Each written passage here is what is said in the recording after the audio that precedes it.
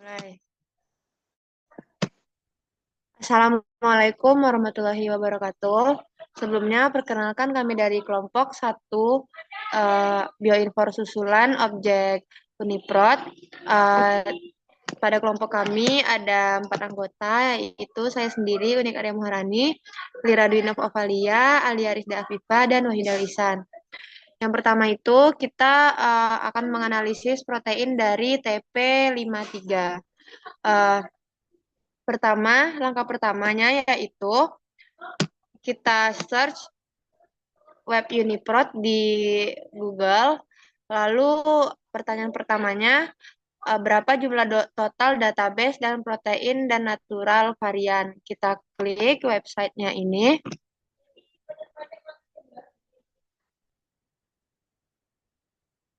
Lalu akan muncul tampilan seperti ini. Kita ketik TP53 protein yang ingin kita cari.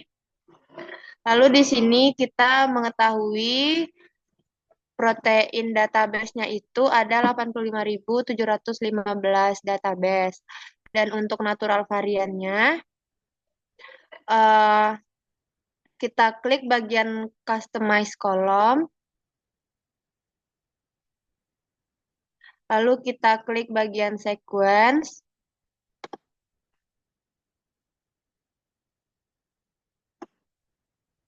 kita klik bagian custom columns,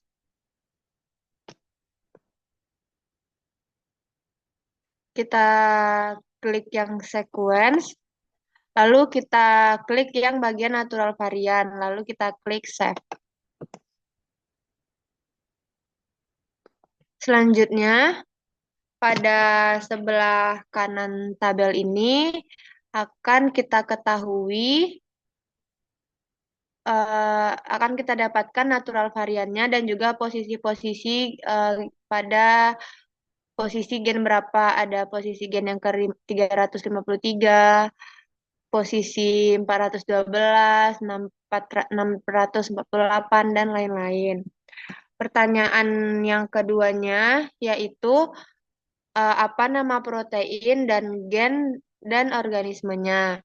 Itu pertama-tama kita klik bagian entry nomor ini.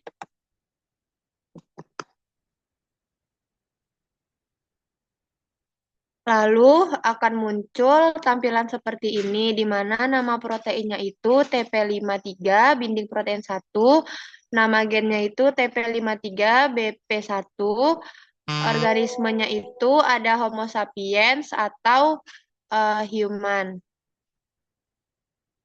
Pertanyaan ketiganya yaitu apa saja fungsi molekulernya. Kita bisa scroll ke bawah hingga menemukan diagram yang berisi fungsi-fungsinya.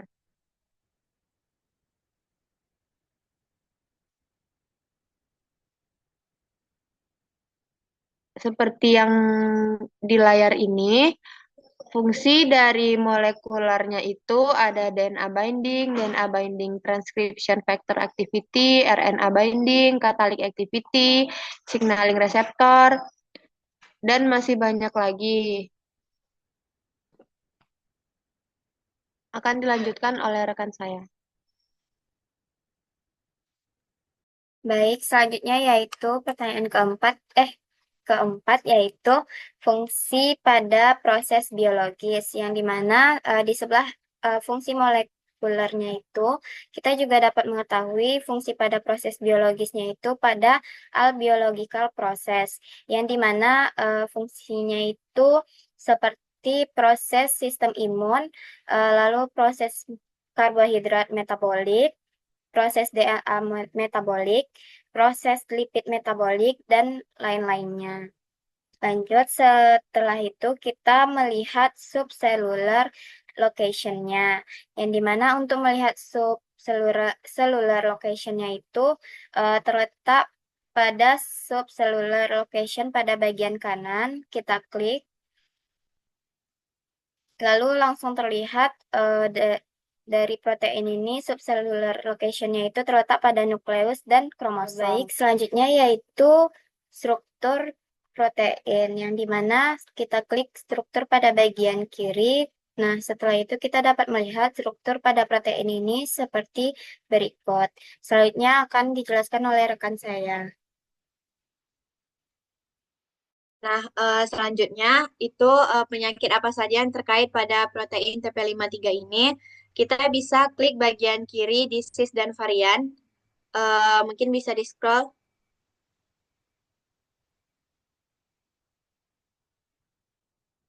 Nah, pada bagian organisme spesifik database itu bisa diklik bagian mem yang 605.230.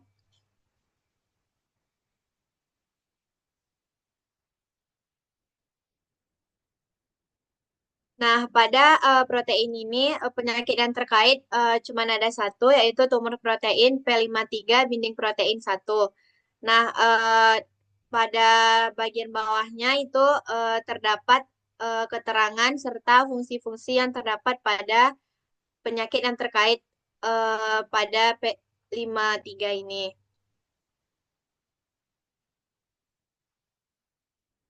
Nah, untuk fungsinya itu bisa dilihat bahwa TP53 ini berkaitan dengan domain sentral sensitif konfirmasi pada tipe P53, tetapi dia tidak berkaitan dengan P53 mutan secara in vitro dan menunjukkan bahwa TP53BP1 dengan TP53BP2 ini tidak berkaitan dengan domain oligomerasi terminal.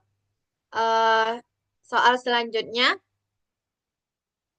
itu medicine target name dan drug bank-nya kita bisa menggunakan protein HER2.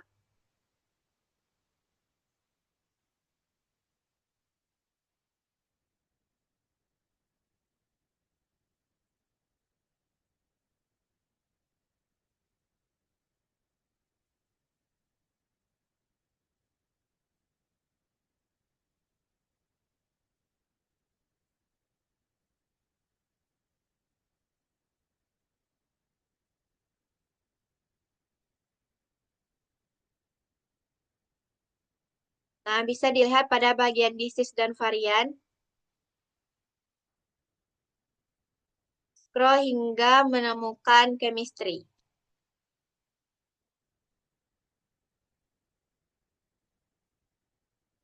Bisa diklik drug bank yang pertama DB08916.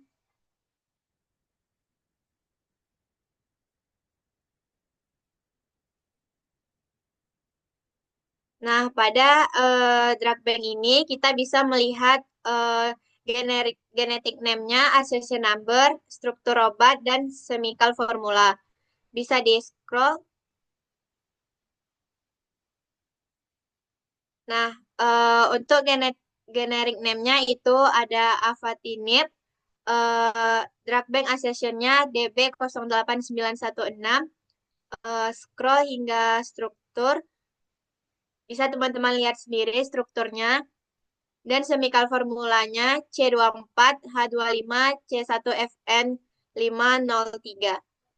Mungkin untuk soal selanjutnya akan dijelaskan oleh rekan saya. Baik, terima kasih untuk dua pertanyaan yang terakhir. Yang pertama, itu ada pertanyaan nomor 10, target di drug bank. Kita bisa lihat, coba scroll ke atas, teman.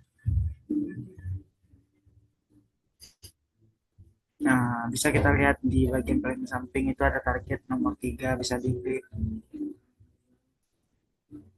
Di sini untuk target pada drug bank-nya ada 3. Yang pertama, itu sebagai reseptor pada pertumbuhan epidermal. Kita bisa lihat fungsi di sebelah kanannya yang dimana ya ini mengaktifkan beberapa pensinyalan untuk mengubah isyarat ekstrakulikuler menjadi respon seluler yang sesuai. Kemudian bisa kita scroll ke bawah. Yang kedua itu targetnya di reseptor tirosin protein kinase RBB4, yang dimana ini nih fungsinya juga bisa kita lihat di bagian kanan, yang berperan penting sebagai reseptor permukaan sel untuk neuregulin dan anggota famili EGF yang serta mengatur perkembangan jantung, sistem saraf pusat dan kelenjar susu. Dan dapat berfungsi sebagai transkripsi gen, diferensiasi, migrasi, dan apoptosis. Bisa kita scroll ke bawah lagi, itu dapat di target yang ketiga, yaitu di reseptor tirosin protein kinase ERBB2, yang dimana ini fungsinya merupakan komponen penting dari kompleks neuroregulin reseptor, meskipun neuroregulin tadi tidak berinteraksi dengannya secara terpisah, yang dimana GP30 merupakan ligand potensial untuk reseptor ini. Untuk pertanyaan yang terakhir, jabarkan nama penyakit dan fenotip gen relasian pada omin. Kita bisa kembali ke halaman Uniprot yang sebelumnya.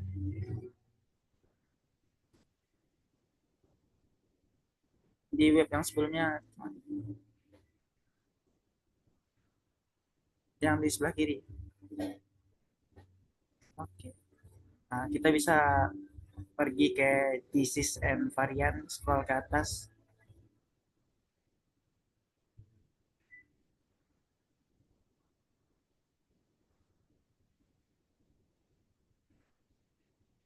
Nah, kita bisa lihat di sini ada beberapa penyakit. Yang pertama ada glioma. Kita bisa klik ID-nya 137800 itu.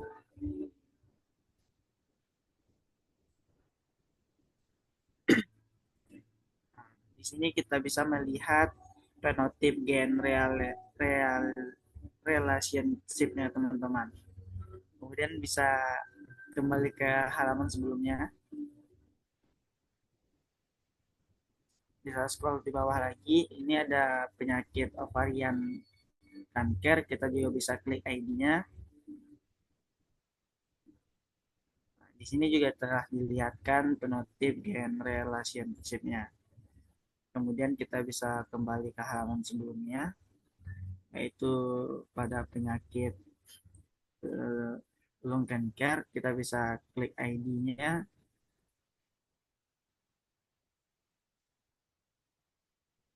Dan di sini juga telah dilihatkan penotip gen relationship-nya. Saya kembalikan ke moderator.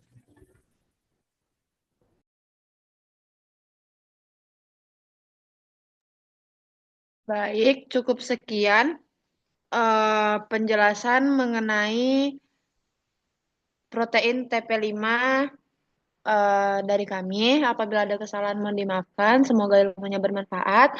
Assalamualaikum warahmatullahi wabarakatuh.